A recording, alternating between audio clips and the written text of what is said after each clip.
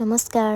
আজি 18 নৱেম্বৰ, যিহেতু আজি মোৰ জন্মদিন আৰু লগতে আমাৰ জুবিন দাৰো জন্মদিন। এই দিনটোতে ময়ো জন্ম হৈছিলোঁ আৰু জুবিন দাৰ লগতে ইমান মোৰ এই দিনটো মানে বহুত ভাল লাগে, কাৰণ কেলৈ আমাৰ জুবিন দাৰ জন্মদিনৰ লগতে যে ময়ো জন্ম হৈছিলোঁ সেইবাবে।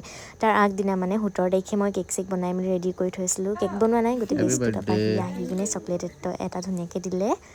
তাৰ পাছতে মই গা পা ধুনীয়াকৈ ধুই প্ৰাৰ্থনা কৰি মেলি কেকৰ লাষ্ট ফিনিচিংটো দিবলৈ আছিলে, সেইবাবে দিয়া মেলা হ'ল।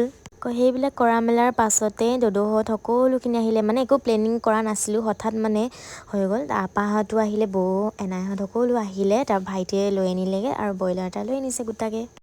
যিহেতু মই বাহিৰত এনেই সৰু সুৰাকৈ চেলিব্ৰেট কৰিম বুলি ভাবিছিলোঁ, কিন্তু সেইখিনি নহ'ল। আপায়ে মোৰ কাৰণে গিফ্ট লৈ আনিছে এটা কুকুৰা পোৱালি, মই যিহেতু বহুত ভাল পাওঁ সেইবাবে। তাৰপৰা এয়া মাছ চাছ লৈ মেলি আনিছে, তাৰপৰা ব্ৰইলাৰ চইলাৰ এইবিলাক। তাৰপৰা আমাৰ যিহেতু নতুন ঘৰটো পাছফালে বনাই আছে, তাতে সকলোকে বহিবলৈ মেলিবলৈ মায়ে ধুনীয়াকৈ দিলে।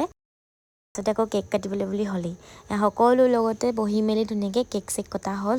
কেক কটাৰ পাছতে আমি জুবিন দাৰ গান শুনি শুনি সকলোৱে বহি আছোঁ আৰু ভাত পানীও মায়ে বিশেষকৈ বনাই আছে।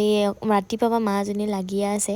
সকলোকে এনেকৈ ভাত পানী দিবৰ বাবে যা যোগাৰো কৰা হৈছেগৈ লাহেকৈ, আৰু ধুনীয়াকৈ জুবিন দাৰ গান শুনি শুনি আজি মোৰো দিনটো ভালদৰে উদযাপন কৰা হৈছে। যিহেতু দুখ এটা আছে, কিন্তু হ'লেও জুবিন দা আমাৰ মাজত সদায় থাকিব, আৰু গানৰ মাজেৰেই নহয়, তেখেত সদায় আমাৰ লগত আছে বুলি আমি সদায় থাকিবলৈ বা অনুভৱ কৰিব লাগিব। সেইবাবে কেতিয়া নাই বুলি বা মানুহজন নাই বুলি আমি ক'ব নালাগে। সেইবাবে আৰু ধুনীয়াকৈ উদযাপন মোৰ বাৰ্থডেও আৰু তেখেতৰ বাৰ্থডে বুলিও চেলিব্ৰেট ধুনীয়াকৈ কৰা হ'ল, সৰু সুৰাকৈ আৰু। তাৰপাছতে ধুনীয়াকৈ গান চান শুনা মেলাৰ পাছতে আমি ভাত পানী খাই ভিডিঅ'টো ইমানতে সামৰিছোঁ। আৰু হেপী বাৰ্থডে জুবিন দা, য'তে আছে ভালেই থাকক।